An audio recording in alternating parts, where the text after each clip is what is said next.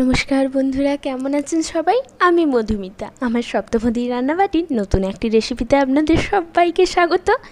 এখন তো তালের সিজন চলছে, আর আজকের রেসিপি আমিও তাল দিয়েই বানাবো। আজকে আমি বানাবো তালের মালপোয়া। বাড়িতে তো আপনারা বহু রকমেরই মালপোয়া বানিয়ে খেয়েছেন, তবে এইভাবে তালের মালপোয়া একবার বাড়িতে বানিয়ে খাওয়ান, দেখবেন সবাই খুব খুশি হবে। চলুন ভিডিওটি শেষ অবধি আপনারা আমার সঙ্গে থাকুন, দেখতে থাকুন আমি কিভাবে এটা বানাই।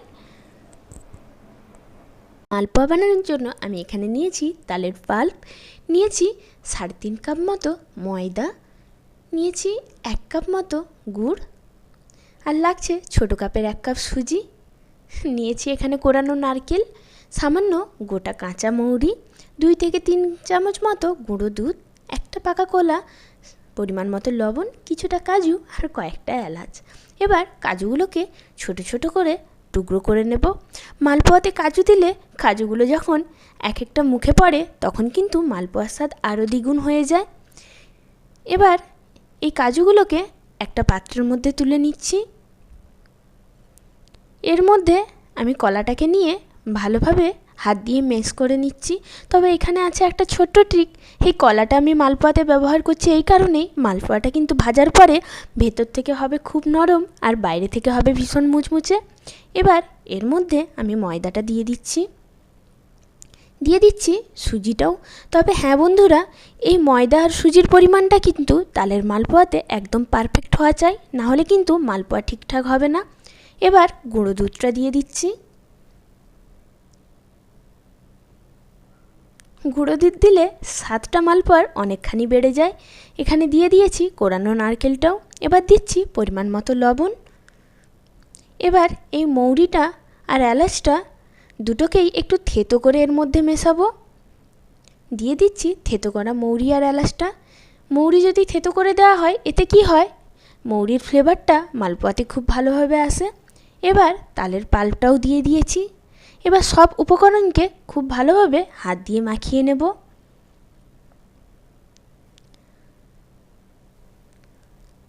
হাত দিয়ে এইভাবে ভালো করে মাখিয়ে নেওয়ার পরে এর মধ্যে সামান্য পরিমাণ জল মিশিয়ে ব্যাটারটাকে আরেকটু পাতলা করে নেব। কারণ আমি এই সুজিটাকে আগে থেকে জলে ভিজিয়ে রাখিনি, যেহেতু তার জন্যই এখানে একটু জলটা আমি বেশি পরিমাণে দিচ্ছি। সুজিটা কিন্তু কিছুক্ষণ পরে ফুলে যাওয়ার পরে জলটা শোক করে নেবে। আমি কিন্তু ব্যাটারটা ঠিক এইরকম রেখেছি, না গাঢ় না পাতলা। এবার এই ব্যাটারটাকে 20 মিনিট ঢাকা দিয়ে রেখে দেব। চলুন এবার মালপোয়ার জন্য রসটা বানিয়ে নেওয়া যাক। এবার মালপোয়ার রস বানানোর জন্য প্রথমেই 1 বাটি গুড় আমি কড়াইয়ের মধ্যে দিয়ে দিচ্ছি। এবার এই একই বাটি মেপে আমি প্রায় 1.5 বাটির মতো জল এখানে দিয়ে দিচ্ছি। এবার এই রসটা আমরা ফুটতে দেব।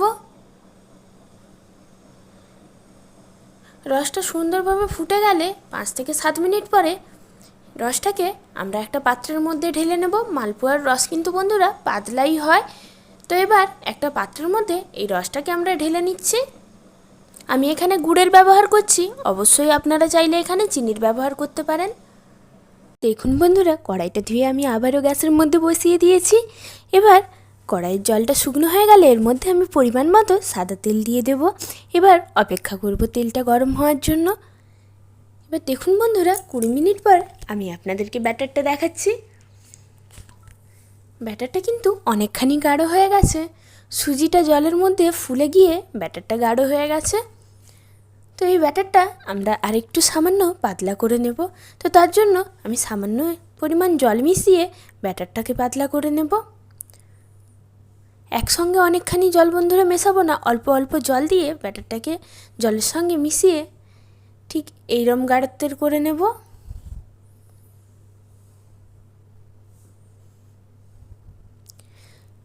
তালের মালপোয়ার ব্যাটার কিন্তু বন্ধুরা খুব পাতলা করলে একদমই হবে না, এইরকম গাঢ়ত্বের হলে এবার 1 হাতা করে ব্যাটার তেলের মধ্যে দিতে থাকবো।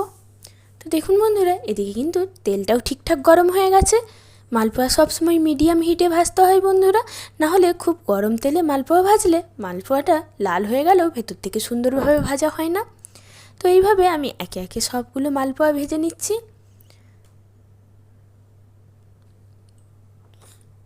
তো দেখুন বন্ধুরা, মালপোয়াটি ঠিক কতখানি সুন্দরভাবে ফুলেছে। আপনারা যদি প্রতিটা ট্রিক এইভাবে মেনে চলেন তাহলে আপনাদেরও মালপোয়া ঠিক এইরমই হবে। এবার এক পিঠ ভাজা হয়ে গেলে আমি অন্য পিঠটাও উল্টে নেব। দুই পিঠ সুন্দরভাবে লালচে করে ভেজে নিয়ে এবার আমরা কড়ার থেকে তুলে নেব।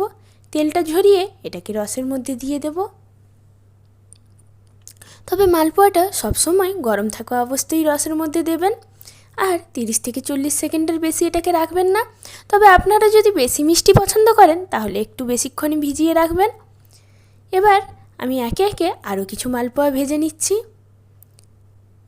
তো হ্যাঁ বন্ধুরা, যদি ভিডিওটি আপনাদের ভালো লেগে থাকে তবে অবশ্যই চ্যানেলটি সাবস্ক্রাইব করে আমার পাশে থাকবেন, আর পাশে থাকা বেল নোটিফিকেশানটি অবশ্যই প্রেস করে রাখবেন যাতে আমার দেওয়া ভিডিওর প্রথম নোটিফিকেশান আপনার কাছে পৌঁছে যায়।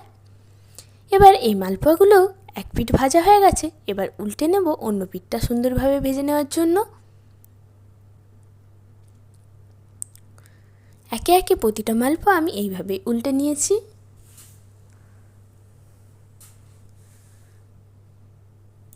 মালপোয়াগুলোকে একটু সময় নিয়ে ভেজে নিলে মালপোয়ার বাইরেটা কিন্তু খুবই মুচমুচে হয়, আর ভেতরটা কিন্তু খুব সুন্দর নরম হয় রসে দেওয়ার পরে। এবার কড়াই থেকে আমি এই মালপোয়াগুলোকে তুলে নিচ্ছি। তুলে নিয়ে এগুলোকেও আমি রসের মধ্যে দিয়ে দিচ্ছি। 30 থেকে 40 সেকেন্ডের পর এগুলোকেও তুলে নেব। তো দেখুন বন্ধুরা, সবকটা মালপোয়া কিন্তু ভাজা হয়ে গেছে। এবার এগুলোকে একটা প্লেটের মধ্যে সাজিয়ে নিয়েছি, আর ওপর থেকে আমি কিছুটা পরিমাণ কাজু বাদামের কুচি ছড়িয়ে দিয়েছি। এতে দেখতেও যেমন সুন্দর হয়, খেতেও আরও ভালো হয়। তো এই তালের সিজন চলাকালীন বন্ধুরা এটা কিন্তু আপনারা অবশ্যই একবার বাড়িতে ট্রাই করবেন, নাহলে কিন্তু খুব মিস করবেন। এবার আমি একটা মালপোয়া আপনাদেরকে ছিঁড়ে দেখাচ্ছি। তো দেখুন বন্ধুরা, মালপোয়াটা ভেতর থেকে ঠিক যতখানি নরম হয়েছে বাইরে থেকে ততখানি মুচমুচে হয়। এটা কিন্তু খেতে অসম্ভব ভালো হয়। তো আজকের মতো ভিডিওটা আমি এখানেই শেষ করলাম।